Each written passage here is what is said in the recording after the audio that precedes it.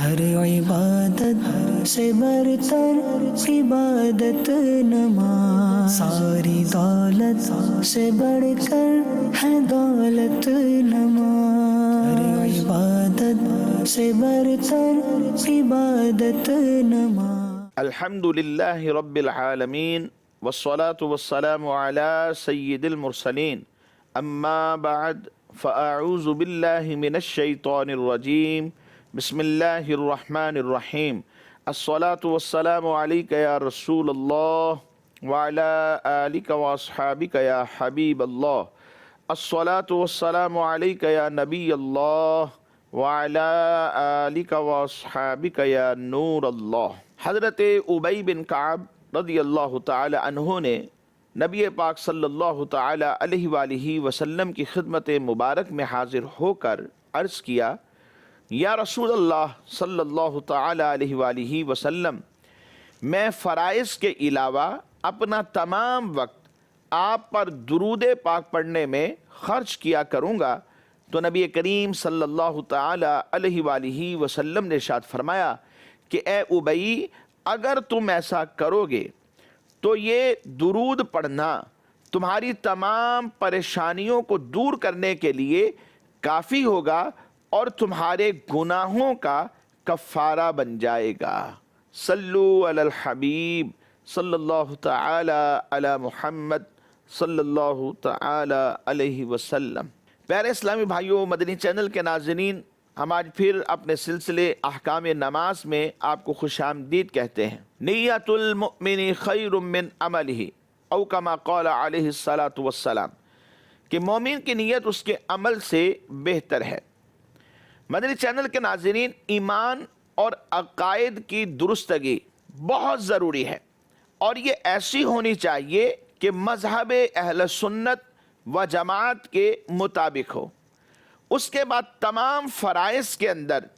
سب سے زیادہ اہم اور اعظم جو ہے وہ نماز ہے۔ بندے کا عقیدہ درست ہے، اس کے بعد جو اہمیت ہے وہ نماز کو ہے۔ قرآن مجید، فرقان حمید اور احادیث مبارکہ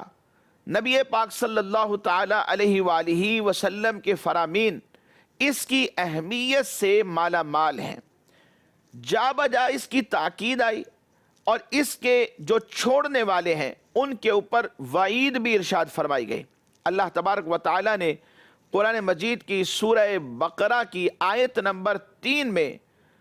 متقی لوگوں کا دوسرا وصف بیان کرتے ہوئے یہ ارشاد فرمایا کہ وہ نماز کو قائم کرنے والے ہیں۔ ھدی للمتقین الذین یؤمنون بالغیب ویقیمون الصلاۃ، کہ جو متقین ہیں یہ الذین یؤمنون بالغیب، یہ ایمان لاتے ہیں حالانکہ دیکھا نہیں، رب کو دیکھا نہیں پھر بھی ایمان لاتے ہیں، یعنی ایمان بالغیب ان کے پاس یہ وصف موجود ہے۔ اور اس کے ساتھ ساتھ وَيُقِيمُونَ الصَّلَاةَ، یہ نماز کو قائم کرتے ہیں۔ نماز قائم کرنے سے مراد یہ ہے کہ نماز کے ظاہری اور باطنی حقوق کو ادا کرتے ہوئے نماز کو پڑھا جائے، اس کے ظاہری حقوق بھی پورے کیے جائے اور جو اس کے باطنی حقوق ہیں ان کا بھی خیال رکھا جائے۔ نماز کے ظاہری حقوق کیا ہیں؟ وہ تو یہی ہے کہ ہمیشہ ٹھیک وقت پر پابندی کے ساتھ نماز کو ادا کرے،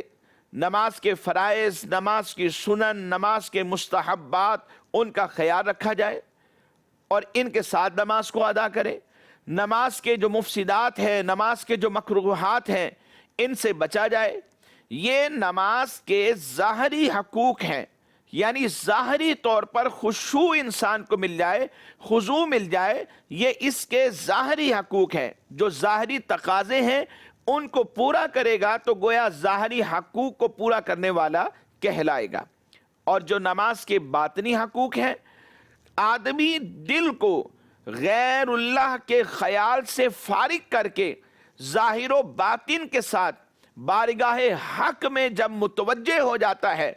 اور بارگاہ الہی میں عرض و نیاز کرتا ہے، مناجات میں محو ہو جاتا ہے،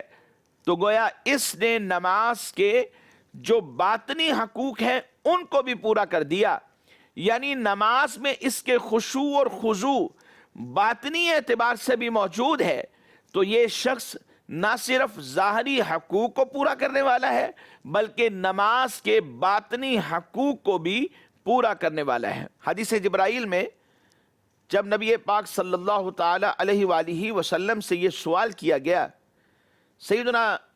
جبرائیل امین علیہ السلام نے یہ سوال کیا ایک آدمی کی شکل میں آ کے کہ حضور خبر دیجئے احسان کیا ہے؟ تو نبی پاک صلی اللہ علیہ وسلم نے فرمایا ان تعبد اللہ کأنک تراہ فإن لم تکن تراہ فإنہ یراک، فرمایا کہ تو اللہ کی عبادت اس طرح کر کہ گویا تو خدا کو دیکھ رہا ہے، فإن لم تکن تراہ، پس اگر تیرے اندر یہ طاقت نہیں ہے کہ تو اس طرح کی کیفیت پیدا کرے کہ تو خود خدا کو دیکھ رہا ہے، فإن لم تکن تراہ فإنہ یراک، تو کم سے کم یہ خیال تو کر کہ تیرا رب تجھے دیکھ رہا ہے۔ جب انسان کا یہ تصور مضبوط ہو جائے اور اس کے وجود میں یہ کنسپٹ قائم ہو جائے کہ میرا رب مجھے دیکھ رہا ہے، تو نہ صرف نماز کے ظاہری حقوق کو پورا کرے گا بلکہ نماز کے باطنی حقوق یا نماز کے باطنی جو تقاضے ہیں ان کو بھی پورا کرتے ہوئے یہ پھر نماز کو ادا کرے گا۔ مدنی چینل کے ناظرین، یہ ضروری ہے کہ نماز کے ظاہری اور باطنی حقوق کو پورا کرنے کے لیے احکام نماز کو سیکھا جائے کہ نماز کس طرح پڑھی جاتی ہے، نماز میں کن کن چیزوں کا خیال رکھا جاتا ہے۔ یہ سب چیزیں اگر نہیں سیکھیں گے تو نماز کے ظاہری اور باطنی جو حقوق ہیں ان کو کامل طریقے سے پورا نہیں کر پائیں گے۔ ہاں، جو علم ہے، علم انسان کے عمل کو آواز دیتا ہے، اور علم کے ساتھ ہی پھر جب عمل آ جاتا ہے تو باطنی حقوق بھی پورے ہو جاتے ہیں، ظاہری حقوق بھی پورے ہو جاتے ہیں، اور نماز پھر اس نہج پر یا اس درجے پر بندہ ادا کرنے میں کامیاب ہو جاتا ہے جو رب کا حکم ہے، جو نبی پاک صلی اللہ علیہ وسلم کی سنت اور آپ کا طریقہ ہے، جس انداز سے صحابہ کرام علیہم الرضوان نے نمازیں پڑھی ہیں۔ اور جب اس طرح کی کیفیت مل جائے تو پھر نمازیں بھی مقبولیت کے درجے پر فائز ہو جاتی ہیں۔ تو مدنی چینل کے ناظرین، آئیے آج کے سلسلے میں چند احکام نماز شامل کرتے ہیں تاکہ ہم اپنی نمازوں کو بہتر سے بہتر بنا سکیں۔ جن نمازوں میں قیام فرض ہے تو تکبیر تحریمہ کے لیے بھی ان نمازوں کے اندر قیام فرض ہے، یعنی کھڑے کھڑے تکبیر تحریمہ کہنا یہ فرض ہے۔ اب اگر کوئی شخص اس وقت مسجد میں داخل ہوا کہ جب امام صاحب رکوع میں ہیں اور پھر وہ آ کر جماعت میں شامل اس طرح ہوا کہ اس نے کھڑے کھڑے تکبیر تحریمہ کہنا شروع کیا لیکن رکوع میں جا کر ختم ہوا، یعنی ہاتھ بڑھائیں تو گھٹنوں تک پہنچ جائیں، یا اس سے بھی اگلا درجہ کہ مکمل رکوع کا جو سنت طریقہ ہے اس کے مطابق رکوع میں پہنچا تو تب اس کی تکبیر تحریمہ ختم ہوئی، تو کیا اس طرح نماز شروع ہو جاتی ہے یا نہیں؟ یاد رکھیے کہ جن نمازوں میں قیام فرض ہے، یقیناً فقہاء نے یہ بیان فرمایا کہ ان نمازوں میں تکبیر تحریمہ کے لیے بھی قیام فرض ہے، یعنی کھڑے کھڑے تکبیر تحریمہ کہنا اس کے لیے ضروری ہے۔ اب اگر کسی شخص نے اس طرح تکبیر کہی کہ ابتدا تو کھڑے کی لیکن انتہا اس وقت ہوئی کہ جب رکوع میں پہنچ گیا، یا ہاتھ بڑھائیں تو گھٹنوں تک پہنچ جائیں، رکوع کا جو ادنا درجہ ہے اس تک یہ پہنچ گیا، تو اس کی یہ تکبیر تحریمہ نہیں کہلائے گی، تو ایسی صورت میں اس کی نماز بھی نہیں ہوگی۔ بہت سارے لوگ ہیں امام کو رکوع میں دیکھتے ہیں، جلدی مچاتے ہیں، بھاگ کر آتے ہیں اور اسی طرح آ کر تکبیر اس انداز میں کہتے ہیں کہ پھر ان کی تکبیر رکوع میں جا کے ختم ہوتی ہے، تو اس طرح ان کی نماز ہی شروع نہیں ہوتی۔ اور بعض ایسے بھی ہوتے ہیں کہ مسجد میں آ کر وضو کیا، امام صاحب نماز شروع کر چکے ہیں، رکوع میں پہنچ گئے، اب بھاگتے ہوئے یا جلدی مچاتے ہوئے یہ رکوع میں شامل تو ہو جاتے ہیں، لیکن اپنی آستینیں جو چڑھی ہوئی ہوتی ہیں وضو کرتے وقت انہیں نیچے نہیں کرتے اور اسی طرح نماز شروع کر لیتے ہیں۔ اب ہوتا کیا ہے کہ پھر نماز کے دوران رکوع میں یا پھر رکوع سے اٹھ کر یا اگلی رکعت کے اندر پھر اسے اپنے ہاتھوں سے نیچے کرنے لگ جاتے ہیں، تو ایسے بھی نماز نہیں ہوتی۔ اس کی وجہ یہ ہے کہ یہ تو عمل کثیر میں چلا جاتا ہے۔ عمل کثیر اس عمل کو کہتے ہیں کہ اسے دور سے دیکھنے والا شخص یہ یقین کر لے یا اسے ظن غالب ہو جائے کہ یہ شخص نماز میں نہیں ہے، تو گویا اس کی نماز ہی نہیں ہے، یعنی عمل کثیر کرنے سے اس کی نماز ٹوٹ جاتی ہے۔ اگر عمل قلیل کے ذریعے سے کرتا تو نماز نہ ٹوٹتی، لیکن یہاں عمل کثیر کرنا ہی پڑتا ہے کہ دونوں ہاتھ استعمال کرنے پڑیں گے، آستینیں نیچی کرنی پڑیں گی، پھر اس کے بعد جا کے اس کا عمل مکمل ہوگا۔ اور دور سے دیکھنے والا اس شخص کو کہ جو اپنی آستینیں دونوں ہاتھوں سے نیچے کر رہا ہے، تو اسے دور سے دیکھنے والا صرف ظن غالب نہیں بلکہ یقین کے درجے میں پہنچ جاتا ہے کہ یہ شخص نماز میں نہیں ہے، تو نماز اس کی ہوئی نہیں، اور یہ اپنی طرف سے نماز پڑھ کر چلا جاتا ہے۔ تو ایسے نمازیوں کو خیال رکھنا چاہیے، مسجد میں دوڑنا نہیں چاہیے، اور جب نماز میں شامل ہوں تو جلدی نہ مچائیں، آرام سے وقار سے چل کر آئیں، اور آ کر کے جماعت میں شامل ہوں، تکبیر تحریمہ کھڑے کھڑے کہیں، اور پھر اس کے بعد اگر امام صاحب رکوع میں ہیں تو دوسری تکبیر کہتے ہوئے رکوع میں چلے جائیں۔ اس طرح تکبیر انتقال کی سنت بھی ادا ہو جائے گی، اور تکبیر تحریمہ کا فرض کہ قیام کی حالت میں تکبیر تحریمہ کہنا یہ فرض ہے، وہ فرض بھی ادا ہو جائے گا۔ مزید ایک سوال اسی سے ریلیٹڈ آج کے سلسلے میں شامل کرتے ہیں۔ اگر کوئی شخص بیٹھ کر نفل پڑھ رہا ہے، اب وہ بیٹھے بیٹھے جب تکبیر تحریمہ کہے گا تو پھر اس کی نماز کیسے ہوگی؟ تو حکم یہ ہے کہ جن نمازوں میں قیام فرض ہے ان نمازوں میں تکبیر تحریمہ کے لیے بھی قیام فرض ہے، اور جن نمازوں میں قیام فرض نہیں ہے ان نمازوں میں تکبیر تحریمہ کے لیے بھی قیام فرض نہیں ہے، یعنی بیٹھ کر بھی اگر تکبیر تحریمہ کہیں گے تو اس کی تکبیر تحریمہ ہو جائے گی۔ جیسے نوافل ہیں، نوافل کے اندر قیام فرض نہیں ہے، اب ایسا شخص کے جو نفل بیٹھ کر پڑھ رہا ہے وہ اگر بیٹھے بیٹھے تکبیر تحریمہ کہتا ہے تو تب بھی اس کی نماز ہو جاتی ہے، اور نفل پڑھنے والا اگر کھڑے ہو کر بھی نفل پڑھے لیکن اس نے بیٹھ کر تکبیر تحریمہ کہی پھر اس کے بعد کھڑا ہو گیا تو نماز اس صورت میں بھی اس کی ہو جائے گی، کیونکہ اس کے لیے تکبیر تحریمہ کہنے کے لیے قیام فرض ہی نہیں تھا، تو جب اس نے بیٹھ کر کہی تو اس کی نماز شروع ہو چکی ہے۔ آپ کسی وجہ سے کھڑا ہو گیا ہے تو اپنی نماز کو جاری رکھے گا اور اپنی نماز کو کمپلیٹ کرے گا۔ ان مسائل سے یہ معلوم ہوا کہ تکبیر تحریمہ نہ صرف نماز کی شرائط میں سے ہے بلکہ یہ فرائض نماز میں سے بھی ہے، یعنی اگر کسی نے تکبیر تحریمہ کو ترک کر دیا تو اس کی نماز شروع ہی نہیں ہوتی۔ اب سوال یہ ہے کہ وہ شخص کے جو گونگا ہے یا وہ شخص کے جس کی کسی وجہ سے زبان بند ہو چکی ہے، اب وہ تلفظ پر قادر ہی نہیں ہے، تو ایسا شخص تکبیر تحریمہ کیسے کہے گا؟ وہ نہیں کہہ سکتا تو مطلب اس کی نماز ہی نہیں ہوگی، اس کی نماز شروع ہی نہیں ہوگی۔ نہیں، ایسا نہیں ہے، بلکہ دین میں آسانی ہے۔ نبی پاک صلی اللہ علیہ وسلم نے ارشاد فرمایا ان الدین یسر، بے شک دین آسان ہے، اور اللہ تبارک و تعالیٰ فرماتا ہے ہر جان کو، ہر انسان کو اس کی قوت اور طاقت کے بقدر ہی یا اس کے مطابق ہی اسے مکلف بنایا جاتا ہے۔ تو جو شخص تکبیر تحریمہ پر قادر ہی نہیں ہے، یعنی تلفظ ادا ہی نہیں کر سکتا، اس کے لیے شریعت کا حکم یہ ہے کہ وہ صرف دل میں ارادہ کر لے تو اس کی تکبیر تحریمہ ہو جائے گی، اس کے لیے ارادہ کرنا ہی کافی ہو جائے گا۔ امام کے تکبیر اولیٰ کہہ لینے کے بعد کتنی دیر تک مقتدی اگر تکبیر کہہ لے تو اس کو تکبیر اولیٰ کی فضیلت مل جاتی ہے؟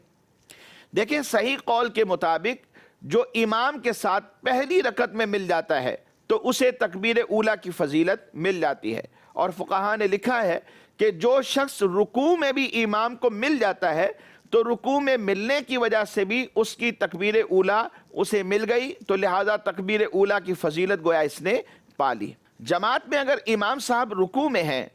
اور کوئی شخص اس دوران میں آ کر نماز میں شامل ہو جاتا ہے تو امام کے ساتھ ہی رکوع کر لے تو کیا اسے وہ رکعت مل جاتی ہے؟ اگر امام صاحب رکوع میں ہیں اور یہ شخص آ کر کے رکوع میں شامل اس طرح ہوتا ہے کہ تکبیر تحریمہ کھڑے کھڑے کہے، پھر اس کے بعد دوسری تکبیر جسے تکبیر انتقال کہتے ہیں وہ کہتا ہوا رکوع میں چلا جائے تو اسے وہ رکوع مل گیا۔ اگر اس نے تکبیر انتقال نہ بھی کہی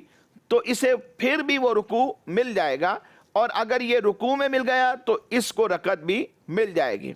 امام کے ساتھ رکوع کر لینے سے رکعت شمار ہوتی ہے۔ اس کے اوپر ایک حدیث مبارکہ عرض کرتا ہوں۔ نبی پاک صلی اللہ تعالی علیہ وآلہ وسلم نے ارشاد فرمایا کہ جب تم نماز کے لیے آؤ اور امام رکوع کی حالت میں ہو تو رکوع کر لو، اور اگر امام سجدے کی حالت میں ہو تو سجدہ کر لو، اور سجدے میں شامل ہونے کو رکعت شمار نہ کرو جب تک کہ اس سجدے کے ساتھ رکوع نہ ہو، یعنی رکوع بھی اگر مل جائے گا تو وہ رکعت مل جائے گی۔ اگر رکوع نہ ملا اور سجدے میں امام صاحب کے ساتھ ملے تو ایسی صورت کے اندر وہ رکعت شمار نہیں ہوگی۔ مزید ایک سوال شامل سلسلہ کرتے ہیں کہ امام صاحب رکوع میں ہیں تو اب اس رکوع کو پانے کے لیے تاکہ تکبیر اولیٰ کی فضیلت بھی مل جائے اور اسی طرح پہلی رکعت بھی مل جائے، اسے پانے کے لیے دوڑ کر آ کر شامل ہونا یہ کیسا ہے؟ کیونکہ اگر دوڑ کر نہیں آئیں گے تو امام صاحب رکوع سے اٹھ جائیں گے، اس طرح تکبیر اولیٰ بھی نہیں ملے گی اور پہلی رکعت بھی فوت ہو جائے گی۔ تو ہم یہ چاہتے ہیں کہ تکبیر اولیٰ بھی مل جائے اور رکعت بھی مل جائے، تو کیا اس کے لیے دوڑا جا سکتا ہے مسجد کے اندر اور امام صاحب کے ساتھ آ کر نماز میں شامل ہو جائیں؟ یاد رکھیے رکعت کو پانے کے لیے دوڑ کر جماعت میں شامل ہونا یہ مکروہ و ممنوع ہے۔ اس کی ممانعت کئی احادیث مبارکہ کے اندر موجود ہے، یہاں تک کہ اگر کبھی صحابہ کرام علیہم رضوان نے نبی پاک صلی اللہ تعالی علیہ وآلہ وسلم کے پیچھے نماز ادا کرنے کے لیے جلدی کی اور اس میں تھوڑا سا دوڑ لیا تو سرکار دو عالم صلی اللہ تعالی علیہ وآلہ وسلم نے اس سے بھی منع فرمایا اور حکم دیا کہ نماز کے لیے سکون اور اطمینان کے ساتھ آیا کرو۔ جیسا کہ حضرت ابو قتادہ رضی اللہ تعالی عنہ سے وہ اپنے والد سے روایت کرتے ہیں اور فرماتے ہیں کہ ہم نبی پاک صلی اللہ تعالی علیہ وآلہ وسلم کے ساتھ نماز پڑھ رہے تھے کہ اچانک کچھ مردوں کے دوڑنے کی آواز سنائی دی۔ نبی پاک صلی اللہ تعالی علیہ وآلہ وسلم جب نماز سے فارغ ہو چکے تو ارشاد فرمایا تمہارا کیا معاملہ ہے؟ انہوں نے عرض کیا ہم نے نماز کی طرف جلدی کی، اس لیے دوڑے ہیں تاکہ ہمیں وہ رکعت مل جائے، تو نماز کے لیے جلدی کرنے کے لیے ہم نے ایسا کیا ہے۔ تو سرکار دو عالم صلی اللہ علیہ وسلم نے ارشاد فرمایا ایسا نہ کرو، جب تم نماز کی طرف آؤ تو اطمینان کے ساتھ آؤ، بس جتنی رکعتیں تم پالو وہ پڑھ لو اور جو فوت ہو جائیں انہیں بعد میں پورا کر لو۔ اس لیے سکون اور اطمینان کے ساتھ آنا چاہیے۔ مسجد میں دوڑنا یا نماز کے لیے اس طرح دوڑ کر آنا اور جماعت میں شامل ہونا یہ مکروہ و ممنوع عمل ہے۔ اگر کبھی کسی سے ایسا ہوا ہے تو آئندہ وہ احتیاط کرے، اس طرح کا عمل ہرگز بھی نہیں کرنا چاہیے۔ مدنی چینل کے ناظرین، ہمارے آج کے اس سلسلے میں ہم کچھ سوالات ہیں کہ جو ریکارڈڈ ہیں انہیں بھی شامل کرنا چاہتے ہیں۔ آئیے ریکارڈڈ سوالات شامل کرتے ہیں۔ جی سوال چلائیے۔ میرا نام جاوید اقبال ہے اور میرا تعلق سکھے کی منڈی سے ہے۔ مفتی صاحب کی بارگاہ میں عرض ہے اگر کوئی شخص بے وضو یا قبلہ کا تعین کیے بغیر یا زوال کے وقت سجدہ شکر ادا کرے تو اس کے بارے میں کیا حکم ہے، اور سجدہ شکر صحیح ادا کرنے کا طریقہ ارشاد فرما دیں۔ سوال میں 4 باتیں پوچھی گئی ہیں۔ سجدہ شکر بے وضو کرنا کیسا، استقبال قبلہ نہ ہو تو پھر سجدہ شکر کرنا کیسا، زوال کے وقت میں کرنا کیسا، اور چوتھی بات یہ ہے کہ سجدہ شکر کیسے ادا کیا جائے، اس کا طریقہ کیا ہے۔ آئیے سماعت فرمائیں۔ سجدہ شکر اور اسی طرح سجدہ تلاوت میں طہارت اور استقبال قبلہ یعنی قبلہ رخ ہونا یہ شرط ہے۔ جی ہاں، استقبال قبلہ بھی شرط ہے اور طہارت ہونا بھی یعنی باوضو ہونا بھی شرط ہے۔ لہذا طہارت یا قبلہ روح ہوئے بغیر سجدہ شکر ادا کریں گے، سجدہ تلاوت ادا کریں گے نہیں ہوگا، اور چونکہ یہ سجدہ واجب نہیں ہوتا بلکہ نفلی طور پر کیا جاتا ہے، اس لیے جن جن اوقات کے اندر نفل نماز پڑھنا یہ مکروہ و ممنوع ہے، ان اوقات میں یہ سجدہ کرنا بھی مکروہ اور ممنوع ہوگا۔ تو لہذا سجدہ شکر جو ہے ان اوقات میں ادا نہیں کیا جا سکتا جن اوقات میں نفل نماز پڑھنا یہ مکروہ ہے۔ اب سجدہ شکر کا طریقہ کار کیا ہے؟ جب بھی کوئی نعمت ملے، اللہ تبارک و تعالیٰ کی بارگاہ سے خوشی ملے یا کوئی مصیبت ٹل جائے، تو اس پر بندہ اللہ کی بارگاہ میں شکر ادا کرتے ہوئے سجدہ کرتا ہے۔ تو اس کے لیے ضروری ہے یہ طہارت حاصل کرے، یعنی وضو کر لے، اور پھر استقبال قبلہ کرے، یعنی قبلہ رخ ہو جائے، اور کھڑے کھڑے تکبیر کہتا ہوا، اللہ اکبر کہتا ہوا سجدے میں جائے، اور سجدے میں 3 مرتبہ تسبیحات کہے، سبحان ربی الاعلی، سبحان ربی الاعلی، سبحان ربی الاعلی، پھر اللہ اکبر کہتا ہوا سجدے سے سیدھا کھڑا ہو جائے۔ تو یہ طریقہ ہے کھڑے ہو کر سجدے میں جانا اور پھر سجدے کے بعد کھڑا ہو جانا۔ یہ دونوں جو قیام ہیں یہ مستحب ہیں۔ اگر کسی نے یہ دونوں قیام نہ بھی کیے، سجدہ شکر اس کا پھر بھی ادا ہو جائے گا، لیکن ایک مستحب عمل رہ جائے گا۔ اس لیے بہتر یہ ہے کہ کھڑے ہو کر سجدہ شکر کی ابتدا کریں اور پھر سجدہ شکر کر کے اس کے بعد سیدھے کھڑے ہو جائیں۔ مزید سوال چلائیے۔ میرا نام محمد بلال ہے اور میں فیصل آباد سے تعلق رکھتا ہوں کہ نماز جنازہ میں سلام پھیرنے کے بعد دونوں ہاتھ کھولنا کیسا ہے؟ درست طریقہ یہ ہے کہ نماز جنازہ میں حالت قیام میں جب چوتھی تکبیر کہہ لی جائے تو کہنے کے بعد اپنے ہاتھوں کو کھول دیا جائے، اور ہاتھ دونوں کھولنے کے بعد پھر دونوں اطراف میں پہلے دائیں اور پھر اس کے بعد بائیں امام کی اتباع میں سلام پھیر دیا جائے۔ اور یہ ایسا کیوں ہے؟ تفسیر اس میں یہ ہے کہ نماز میں حالت قیام میں ہاتھ باندھنا وہاں سنت ہوتا ہے جہاں ایسا طویل قیام کیا جائے کہ جس میں مسنون ذکر کیا جائے، یعنی تلاوت قرآن ہے یا کوئی سورہ مبارکہ پڑھنی ہے، جس میں مسنون ذکر ہوتا ہے وہاں پر حالت قیام میں ہاتھ باندھے جاتے ہیں۔ جیسے عیدین کی تکبیرات میں ہوتا ہے کہ جہاں ہم نے کچھ پڑھنا ہوتا ہے وہاں ہاتھ باندھ لیتے ہیں، اور جہاں نہیں پڑھنا ہوتا وہاں تکبیر کے بعد ہاتھ کھول دیے جاتے ہیں۔ تو نماز جنازہ کی چوتھی تکبیر کے بعد چونکہ ایسا طویل قیام نہیں ہوتا کہ جس میں مسنون ذکر ہو، کچھ پڑھنا ہو،